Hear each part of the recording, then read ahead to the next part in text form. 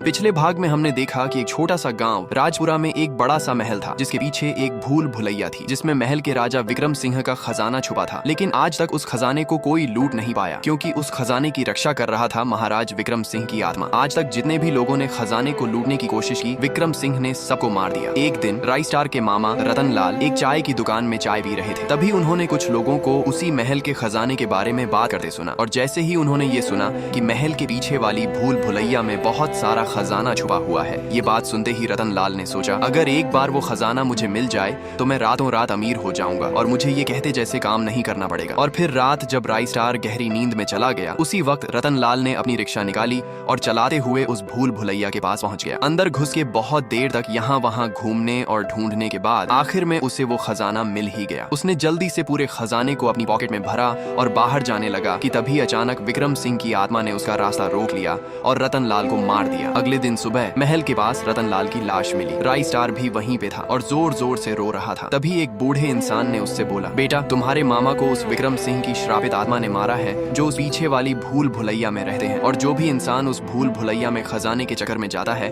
अगले दिन उसका भी हाल ऐसा ही होता है। ये बात सुनते ही राई स्टार उस आदमी से पूछता है, कौन है ये विक्रम सिंह और क्यों मार रहा है वो लोगों को? तभी उस आदमी ने कहा, बहुत साल पहले विक्रम सिंह इस गाँव पे राज करते थे। वो बहुत अमीर थे और उनके पास बहुत सारे खजाना था। एक दिन विक्रम सिंह के छोटे भाई महाराज रघुनाथ ने विक्रम सिंह को धोखे से मार दिया और उनका सारा खजाना लूट लिया। लेकिन मरते मरते उसने श्राप दिया कि उसके खजाने को जो भी लालची आदमी छुएगा तो विक्रम सिंह की आत्मा उसको मार डाले। ये राई स्टार को अभी भी ये सब मजाक लग रहा था। उसी वक्त उसने फैसला किया कि रात को वो उस भूल भुलैया में जाएगा और पता करेगा क्या सच में वहाँ कोई भूत है भी या नहीं। उस रात काले अंधेरे में राई स्टार उस भूल भुलैया के पास पहुंचा। बाहर खड़े होके कुछ देर तक सोचा और अंदर चला गया। अंदर बहुत देर तक यहाँ वहाँ ढूंढने के बाद उसे आखिर में वो खजाना मिल ही गया। लेकिन उसने उस खजाने को हाथ भी नहीं लगाया और आगे बढ़ गया। तभी उसके सामने अचानक से विक्रम सिंह की आत्मा प्रकट हुई। राई स्टार हैरान हो गया। राई स्टार ने उससे पूछा, तो तुम हो जो लोगों को मार रहे हो? विक्रम सिंह ने कहा, जो भी लालची इंसान मेरे खजाने को छूने की कोशिश करेंगे मैं उन सबको मार दूंगा। राई स्टार ने बोला, तुम चाहते क्या हो? उसने कहा, तू पहले ऐसे इंसान हो जो मुझे मेरा हाल चाल पूछ रहे हो, वरना सब लोग तो सिर्फ खजाने के चक्कर में यहाँ आते हैं। तभी विक्रम सिंह ने राई स्टार को बोला, ये खजाना तुम ले जाओ और गरीबों में बांट दो। राई स्टार को कुछ अजीब लगा लेकिन उसने वो खजाना उठाना स्टार्ट किया। लेकिन उसे क्या पता था ये सब विक्रम सिंह की चाल थी। अचानक से राई स्टार का सिर घूमने लगा और वो बेहोश हो गया। यही खड़ा विक्रम सिंह जोर जोर से हंस रहा था। अगले दिन सुबह गांव के लोग भूल भुलैया के बाहर इंतजार कर रहे थे। तभी उन्हें अंदर से किसी की चलने की आवाज सुनाई दी और तभी अचानक अंदर से निकला राई स्टार। लेकिन अब वो पूरा बदल चुका था और अब वो बन चुका था एक सूखा लकड़ा। उस लकड़े ने गांव वालों पर हमला कर दिया और सबको मारने लगा और बोला, मेरा खजाना सिर्फ मेरा है। अब राई स्टार विक्रम सिंह के वश में आ चुका